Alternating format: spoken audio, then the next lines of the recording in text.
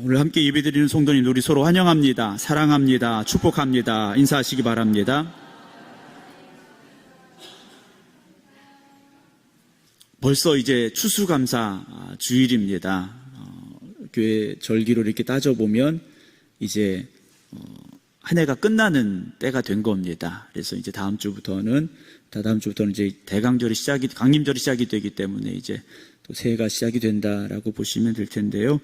한 해를 돌아보면서 정말 하나님의 은혜에 감사하며 하나님의 돌보심을 또 하나님의 함께 하심을 우리가 고백할 수 있는 오늘이 되기를 주님의 이름으로 축원합니다. 하나님께서 우리의 왕이십니다 라는 그 고백은 우리 모두에게 있어야 될 신앙의 고백입니다. 왜냐하면 하나님이 나의 왕이십니다 라는 그 고백은 하나님께서 나의 주인이 되시고 나는 하나님의 말씀에 따라 살겠습니다 라는 우리의 결단이 될 수 있기 때문이다라는 것이죠. 그리고 왕의 존재는 백성을 책임져 주는 존재입니다. 우리의 모든 삶을 책임져 주시고 우리의 필요에 따라 공급하시는 하나님의 그 은혜가 있음을 잊지 마시기 바랍니다. 그럼 우리가 하나님을 잘 알아야 되죠. 하나님을 잘 알아야 되는데 로마서 1장 21절을 보게 되면 하나님을 알되 하나님을 영화롭게도 아니하며 감사하지도 아니하고 오히려 그 생각이 허망하여지며 미련한 마음이 어두워졌다라고 기록을 하고 있습니다. 바울은요, 하나님을 잘 안다고 생각했던 사람입니다. 왜냐하면 자기는 성경의 박사였고 율법에 철저한 사람이었기 때문에 바울은 하나님을 잘 안다고 생각했어요. 그런데 하나님을 영화롭게도 하지 못했고 그리고 감사하지도 못했다라고 말합니다. 왜 그랬느냐? 오히려 그 생각이 허망해졌기 때문이다라는 거죠. 하나님을 잘 안다고 생각했던 그 지식이 헛된 지식이었다라는 것이죠. 버려질 만한 지식이었다라는 겁니다. 아무 곳에도 쓸모없는 지식이었다라는 거죠. 그래서 바울은요, 이런 고백을 하는 거예요. 하나님을 알되 하나님을 영화롭게도 하지 아니하고, 그래서 더 중요한 것이 무엇입니까? 감사하지 못했다라는 것이죠. 하나님을 바로 알지 못하니까 감사하지 못했다라는 겁니다. 결론적인 말씀이 될 수도 있겠습니다만 우리가 하나님을 제대로 알지 못하면, 하나님에 대해서 바로 고백하지 못하면 감사할 수 없다라는 것이죠. 요한복음 17장 4절 보게 되면 예수님께서 이렇게 고백하셨어요. 아버지께서 내게 하라고 주신 일을 내가 이루어라고 말씀하세요. 예수님께서는요, 하나님의 말씀에 순종하셨다라는 거죠. 그럼 왜 순종하셨느냐? 그 순종이 하나님을 영화롭게 하기 때문이라는 것이죠. 순종하는 것이 하나님께 영광이기 때문이라는 겁니다. 오늘 우리가 하나님 말씀에 순종하며 살면 하나님이 영광을 받으십니다. 하나님이 영광을 받으시는 길은 다른 데 있는 것이 아니라 우리가 하나님의 말씀에 순종하는 것이죠. 오늘 본문 6절 말씀 보면 아무것도 염려하지 말고 그러셨어요. 하나님의 말씀이지 않습니까? 하나님의 명령이에요. 아무것도 염려하지 말고 다만 모든 일에 기도와 간구로 너희 구할 것을 감사함으로 하나님께 아뢰라 라고 고백을 하고 있습니다. 하나님의 말씀은 무엇입니까? 염려하지 말아라. 염려하지 말아라. 우리가 구할 것을 감사함으로 하나님께 아뢰면 된다 말씀하셨어요. 지난주에 그 사우디아라비아의 그 왕위 계승 서열 1위인 빈 살만이라는 왕세자가 우리나라에 방문을 했습니다. 찾아온 이유는 자기 나라가 기름이 많이 나지 않습니까? 원유가 많이 나서 부유한 나라고 돈도 많지 않습니까? 그런데 이 원유만 가지고 앞으로 나라가 먹고 살 길이 좀 어려워지겠다라는 생각을 해서 큰 프로젝트를 하나 계획을 하고 있죠. 네옴시티라는 아주 거대한 그 도시를 하나 새롭게 만들려고 하는데 거기에 우리나라 기업들의 협력을 구하고 어떤 참여를 이야기하기 위해서 왔었습니다. 그래서 이 빈 살만이라는 사람이 자기 호텔에 이 우리나라에 내놓으라 하는 기업의 총수들을 이렇게 불렀어요. 불러서 이런저런 얘기들을 이제 나눴겠죠. 근데 예를 든다면 빈 살만이라는 이 왕세자가 우리나라의 삼성, 현대, SK 이런 큰 총수들을 불러서 만났는데 부를 때 아마 여러 가지 이런 조건들이 많았을 것 같아요. 왜냐하면 이 사람이 우리나라 와서 호텔을 거의 통째로 빌리다시피 했고 보안도 신경 쓰고 여러 가지 많은 조건들이 있었겠죠.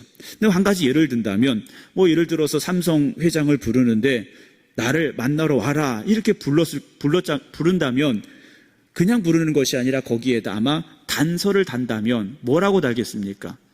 총 가지 말고 꽃 한 송이 사가지고 나한테 와라 이렇게 아마 초대장을 보냈다면 삼성의 회장이 어떻게 될까요? 총을 가지고 갈 것이 아니라 꽃을 한 송이 사서 들고 가면 그 사람의 요구에 부응하는 거지 않습니까? 그럼 이 빈 살만이라는 사람이 예를 든 거예요. 진짜 그렇다는 건 아니고요. 어디 가서 그런 얘기 하시면 큰일 납니다. 야, 삼성 회장이 내가 시키는 대로 잘했구나 하고 삼성에게 어떤 큰 프로젝트를 맡길 수도 있지 않았겠느냐 하는 것이죠. 우리가 조금 전에 6절 말씀 다시 한번 볼까요? 아무것도 염려하지 말고 다만 모든 일에 기도와 간구로 너희 구할 것을 감사함으로 하나님께 아뢰라 이 말씀을 주셨어요. 하나님께서 우리에게 요구하시는 거 뭡니까? 아무것도 염려하지 말고 다만 모든 일에 기도와 간구로 너희 구할 것을 어떻게 해요? 감사함으로 하나님께 아뢰라 말씀하신 거예요. 염려는 하지 말고 감사함으로 아뢰라. 그러면 그 뒤에 일은 누가 하시는 겁니까? 하나님이 하시는 거지 않습니까? 하나님이 우리에게 요구하시고 우리에게 명령하시는 것에 우리가 순종하면 하나님이 영광 받으시고 그리고 그 뒤에 일은 하나님이 책임져 주신다라는 거죠. 우리가 아무것도 염려하지 말라. 또 감사하라. 이 두 가지 단어가 나오는데 염려와 감사라는 두 가지 단어가 나오는데요. 염려와 감사 전혀 다른 거지 않습니까? 염려와 감사는 전혀 다른 거예요. 그런데 한 가지 공통점이 있는데 그게 뭐냐? 우리의 생각 속에 있다라는 거죠.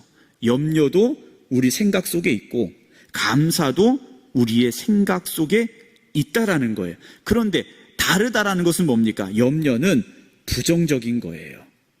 염려는 부정적인 생각입니다. 반면에 감사는 긍정적인 생각이에요. 전혀 다르죠. 같은 곳에 있지만 전혀 다른 거예요.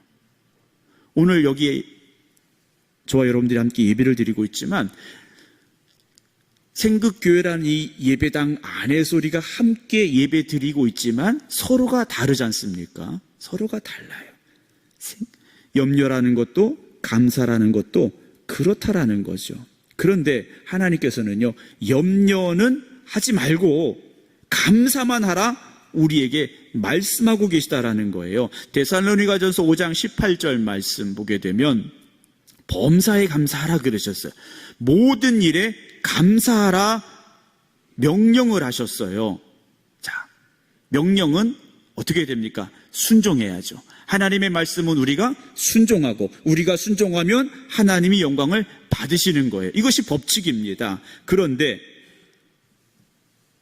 십계명에 보게 되면 살인하지 말아라 그랬어요. 이것도 하나님 주신 명령이죠. 자, 여러분 살인하지 말라. 이 얼마나 중요하고 또 무거운 명령입니까? 여러분 그래서 살인하지 않잖아요. 그렇죠? 여기 살인하신 분은 없잖아요. 그런데 범사에 감사라는 이 말씀에도 순종하고 계신가 하는 거죠. 하나님 앞에서는 살인하지 말라는 명령이나 범사에 감사라는 명령이나 똑같은 무게라는 거예요. 감사는 좀 안 해도 되고 살인은 꼭 하지 말아야 되는 것, 그것이 아니라 범사에 감사하는 것도 살인하지 말라는 명령도 하나님께서 우리에게 주신 똑같은 명령이라는 거죠. 다른 게 아니라는 거예요. 감사는 하나님의 명령이기 때문에 감사는 우리의 순종으로 열매 맺어야 됩니다. 감사는 하나님의 명령이죠. 그럼 우리는 감사라는 순종의 열매를 맺으면 된다라는 겁니다. 왜냐? 이것이 우리를 향하신 하나님의 뜻이기 때문이에요. 이게 하나님의 뜻이라는 거죠. 감사하라, 범사에 감사라는 말씀은 우리 앞에 감사만 있다는 말씀은 아니에요. 염려할 일들도 있고, 때로는 걱정할 일들도 있고, 때로는 불평할 일들도 있다라는 거예요.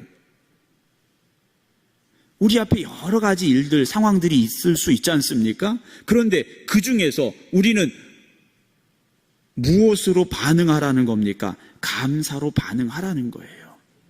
감사로 반응하라는 겁니다. 감사를 선택하라는 거예요. 감사를 선택한 사람은 염려를 버린 사람들이에요. 염려를 버린 사람들이에요. 예배 끝나고 가실 때 예를 들어서 교회 계단에 금덩이가 쭉 있고 거기에 선인장 가시가 막 놓여 있다면 여러분 무엇을 들고 가시겠습니까? 선인장 좋다고 손으로 막 들고 가실 분들은 선인장을 정말 목숨보다 소중하게 생각하고 사랑하지 않는 이상 금덩이 들고 가시겠죠. 여러분, 우리 앞에 감사도 있고 염려도 있는데 왜 염려만 붙잡고 염려만 보고 계십니까? 감사할 것을 바라보시고 감사의 눈으로 바라보시고 감사에 순종할 수 있는 여러분들이 되시기 바랍니다.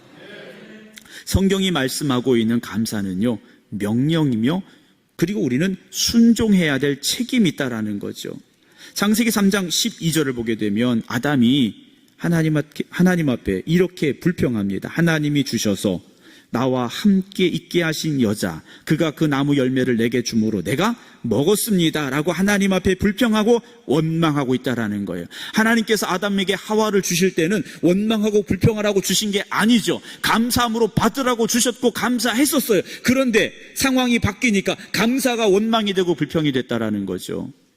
여러분, 우리가 이렇게 살아서는 안 된다라는 거예요. 아무것도 염려하지 말라.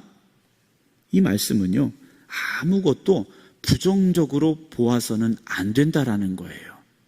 아무것도 나쁜 것으로 생각하지는 말라는 거예요. 왜냐? 하나님은 우리에게 모든 것에 감사하라고 명령하셨기 때문에 염려할 것이 아니라 구할 것을 감사함으로 하나님께 아뢰라는 말씀이에요.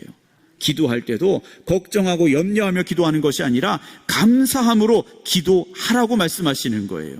그런데 우리는 어떻습니까? 하나님 앞에 불순종하죠. 불순종이 뭡니까? 죄지 않습니까? 죄를 짓고 난 아담이요, 감사를 잃어버렸어요. 그 죄로 인해서 순종이 아니라 불순종의 삶을 살게 됐더라는 거예요.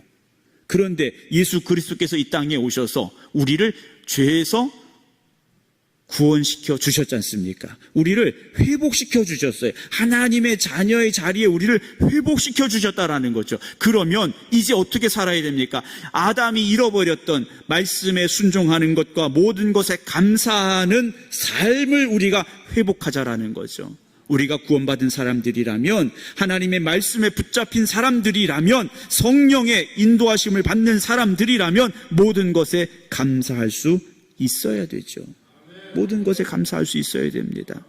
자, 제가 아까 여기 앞에 장식해 주신 거 감사합니다 이렇게 말씀을 드렸는데, 감사라는 말의 뜻은요, 지난날 받은 은혜에 대해서, 어떠한 것에 대해서 고마워하는 마음이 감사예요. 그렇지 않습니까? 장식하는데 여러분, 우리 성도님들이 신경 써주시고 정성을 다해서 제가 감사합니다 라고 말씀을 드렸어요. 우리가 하나님 앞에 감사하지 못하고 염려하고 불평하는 이유는 뭡니까?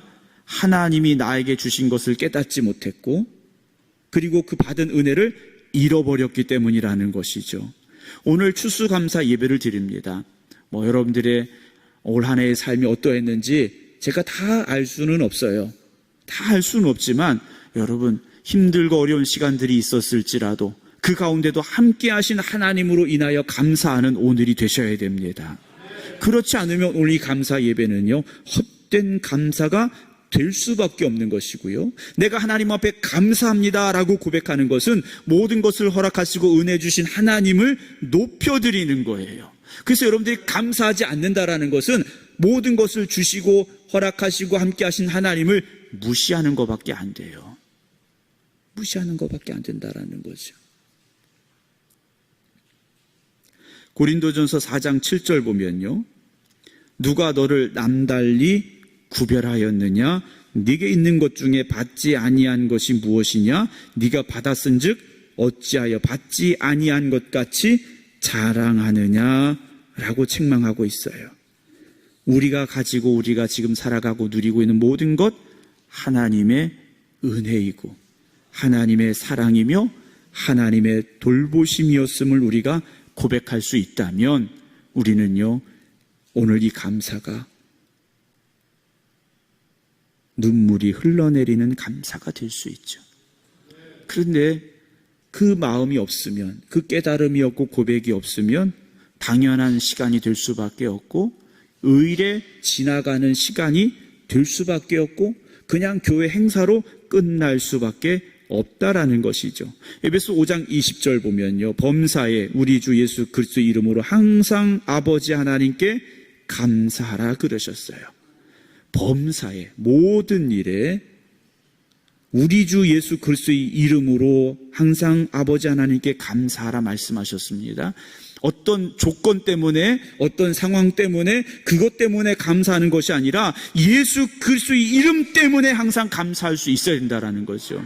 십자가의 은혜로 구원받았으니 우리가 항상 하나님 앞에 감사할 수 있어야 돼요. 누가복음 17장에 보게 되면 10명의 나병 환자가 나옵니다. 그 당시에 불치병입니다. 그렇게 아프다 죽어가야 될 사람들이에요. 그런데 이들이 누구를 만납니까? 예수님을 만났습니다. 그들이 고침받기를 원했어요. 예수님께서 이 10명의 나병 환자, 문둥병 환자를 다 고쳐주셨어요. 그런데 돌아온 사람이 몇 명이었습니까? 10명 중에 1명이었어요. 10명 중에 1명이었습니다. 그래서 예수님께서 이렇게 말씀하시죠. 17장 17절에 10사람이 다 깨끗함을 받지 아니하였느냐? 10사람이 다 은혜를 받지 않았느냐? 10사람이 다 새로워지지 않았느냐? 그런데 그 9은 어디 있느냐? 라고 말씀하셔요. 어디 갔니? 물어보셔요. 이어지는 18절에 예수님께서 이렇게 말씀하시죠. 이 이방인 외에는 나머지는 유대인들이었다라는 겁니다. 하나님을 아는 사람들이었다라는 거예요. 그런데 이 이방인 외에는 하나님께 영광을 돌리러 돌아온 자가 없다라고 말씀하세요. 돌아온 한 명은요, 하나님께 영광을 돌리러 돌아왔다라는 거죠. 감사함으로 돌아왔는데 그 감사는 하나님께 영광 올려드리는 그 고백이었다라는 거죠. 나머지 9명은 어떻게 됐다는 겁니까? 은혜 주신 하나님 앞에 감사하지 못했고 하나님께 영광 올려드리지 못했다라는 것이죠. 물론 집에 가서 내가 예수 선생님 만났는데 예수 선생님이 고쳐주셨어? 이야기할 수는 있었겠죠. 그러나 하나님께서 영광 받으시는 모습들이 아니었더라는 거예요. 그럼 나머지 9명은 가다가 다시 병들었을까요? 가다가 다시 나병이 걸렸을까요? 성경은 그렇게 말씀해 주고 있지는 않아요. 감사하지 않는다고 해서 뭐가 갑자기 막 나빠지고 뭐 저주받고 이렇지는 않아요. 그런데요, 어떤 환경이나 조건 때문에 감사하는 것이 아니라 모든 것에 감사할 수 있는 우리의 삶이 되어져야만 된다라는 것이죠. 범사에 우리 주 예수 그리스도의 이름으로 항상이라고 말씀하셔요. 범사 항상이라는 거죠. 여기에는요, 어떤 조건이나 어떤 환경에 구애받아서는 안 된다라는 거예요. 내가 기분 좋으면 감사하고 내가 기분 나쁘면 불평하고 내게 좋은 일이 있으면 감사하고 나쁜 일이 있으면 감사하지 않고 그렇지 않다라는 거예요. 하나님께 영광 올려드릴 수 있는 저와 여러분들이 되기를 주님의 이름으로 축원합니다.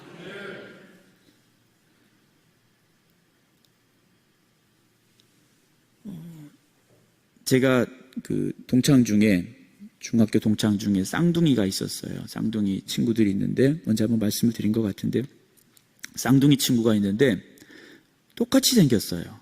똑같이 생겼는데 성격도 다르고요, 생각하는 것도 다르고요, 다 달라요. 똑같은 옷을 입어도 그 중에 하나는 좋아하는 옷일 수도 있고, 또 다른 하나는 자기가 좋지 않은 그런 옷일 수도 있지 않습니까? 쌍둥이가 똑같은 환경에 처해도요, 어떤 사람은 감사할 수 있고 어떤 사람은 불평할 수도 있다라는 거예요. 왜냐? 내 주관이 들어가니까, 내 생각이 들어가니까 그렇게 반응할 수밖에 없다라는 거죠.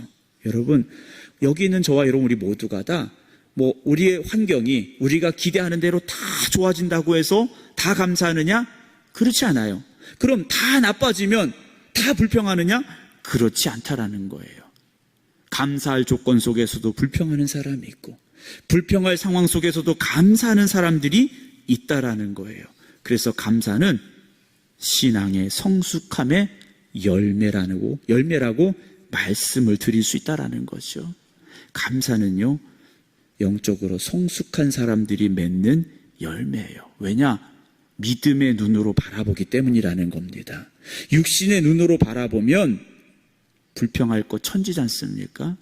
속상할 일 너무 많아요. 그런데 감사의 눈으로 바라보면 그 안에 감사할 일들이 보여지기 시작한다라는 거죠. 그래서 감사는요, 깨닫는 만큼 감사할 수 있는 겁니다. 깨닫는 만큼 감사할 수 있어요. 바울은 자신의 몸에 있는 육체의 가시가 있었습니다. 너무 괴로웠어요. 그래서 하나님 앞에 기도했지 않습니까? 하나님, 나의 고통스러운 가시를 없애주세요. 기도했어요. 근데 하나님의 응답은 뭡니까? 그래, 너 힘들지? 내가 없애줄게 하신 것이 아니었어요. 고린도후서 12장 9절 보면 바울에게 이렇게 말씀하셨어요. 내 은혜가 내게 족하다 그랬어요. 바울은 고통스러워서 죽겠는데 하나님께서는요, 내 은혜가 너한테 좋게, 너에게 이미 충분한 은혜가 있어 라고 말씀하셨다라는 거죠. 우리의 삶도 그럴 수 있습니다. 하나님, 나에게 이 가시가 있는데요, 하나님, 나에게 이 고통이 있는데요, 나에게 이 문제가 있는데 이것 좀 해결해 주세요 기도했는데 하나님께서는요, 내 은혜가 너한테 이미 충분한데 라고 말씀하실 수 있어요. 근데 그 뒤에 해설을 해주세요. 이는 내 능력이 약한 데서 온전하여짐이라 말씀해 주셨어요. 우리가 약할수록 누구를 더 의지합니까? 하나님 의지할 수밖에 없는 거지 않습니까? 나의 문제가 있을수록 하나님 바라볼 수밖에 없는 거예요. 그러므로 도리어 바울이 어떻게 합니까? 크게 기뻐했다 그랬어요. 그 은혜가 이제 깨달아졌기 때문이라는 것이죠. 몸에 가시가 사라진 건 아니지만 하나님의 은혜가 깨달아지니까 기뻐하는데 크게 기뻐했다 그랬어요. 사랑하는 성도 여러분, 오늘 추수감사 예배를 드리는 이 자리에 여러분들의 가시가 여전히 있을 수 있습니다. 그 가시가 너무 크고 고통스러울 수도 있어요. 그러나 그 가시보다 크신 하나님의 은혜를 깨닫는 귀한 은혜가 있기를 주님의 이름으로 축원합니다. 그럼 우리는요, 크게 기뻐할 수 있어요. 나의 여러 약한 것들에 대하여 오히려 자랑한다, 바울은 말하고 있다라는 거죠. 오늘 말씀 6절 다시 봅니다. 아무것도 염려하지 말고 다만 모든 일에 기도와 간구로 너희 구할 것을 감사함으로 하나님께 아뢰라 그러셨어요. 아담과 하와가 에덴 동산에서 마귀의 유혹을 받았습니다. 무슨 유혹이었습니까? 먹지 말라 명령하신 선악과를 따먹으라는 유혹을 받았어요. 에덴 동산에 먹을 게 그거밖에 없었다. 그렇지 않지 않습니까? 에덴 동산에 먹을 게 너무 많았어요.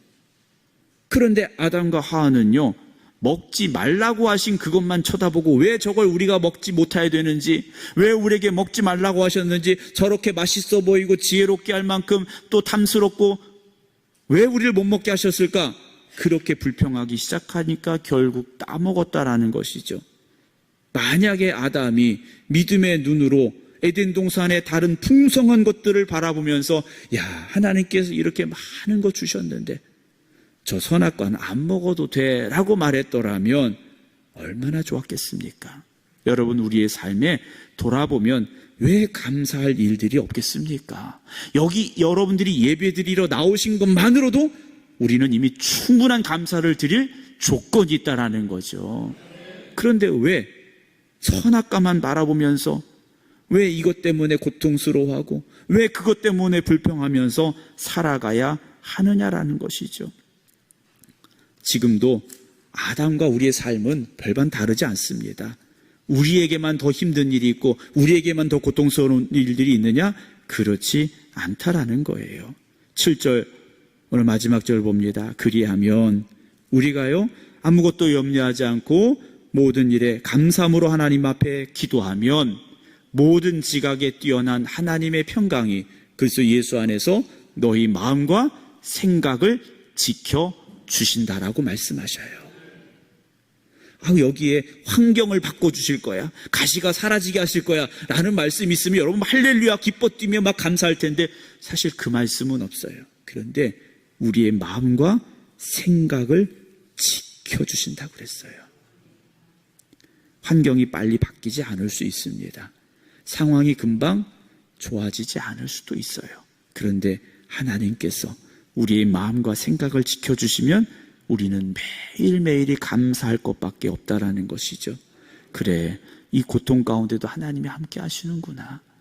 이런 절망 가운데도 하나님이 나를 다시 일으켜주시는구나. 우리가 그렇게 깨달을 수 있다라는 것이죠. 2022년 우리가 추수감사 주일 예배를 오늘 하나님 앞에 드리고 있지 않습니까? 입으로는 감사합니다 하면서도 속으로는 여전히 염려하고 걱정하고 있다면 이제는 좀 우리가 바뀌어지길 원합니다. 변화되기를 원합니다. 모든 염려 다 내려놓으시고 하나님 앞에 맡기시기 바랍니다. 그리고 믿음으로 기도하시기 바랍니다. 하나님께서 반드시 여러분들과 함께 하실 것이고 여러분들의 마음과 생각을 지켜주실 것이며 여러분들에게 하나님의 크신 은혜를 또 축복을 허락하여 주시는 그 약속의 땅으로 여러분들을 이끌어 가심을 여러분들이 누리게 될 줄로 저는 믿습니다. 광야의 40년 세월 이스라엘 백성들에게 얼마나 힘든 세월이었겠습니까? 그런데 먹고 살게 하셨어요. 먹고 살게 하시지 않습니까? 그리고 가나안 땅에 데리고 가셨지 않습니까? 그런데 불평하고 원망하는 사람들은 들어가지 못했어요. 오늘 우리의 삶이 광야의 40년 세월 같을 수 있습니다. 뜨거운 태양빛이 내리쬐을 수도 있고 때로는 마실 물이 없을 수도 있겠죠. 그러나 하나님만 바라보시기 바랍니다. 그러면 이 고난의 시간도 이 슬픔의 시간도 또는 걱정의 시간도 이겨내게 하실 것이고 하나님이 약속하신 그곳으로 우리를 인도하여 주시는 그 은혜를, 그 사랑을, 그 축복을 누릴 수 있는 여러분들이 될 줄로 믿으시기를 주님의 이름으로 축원합니다. 기도하겠습니다.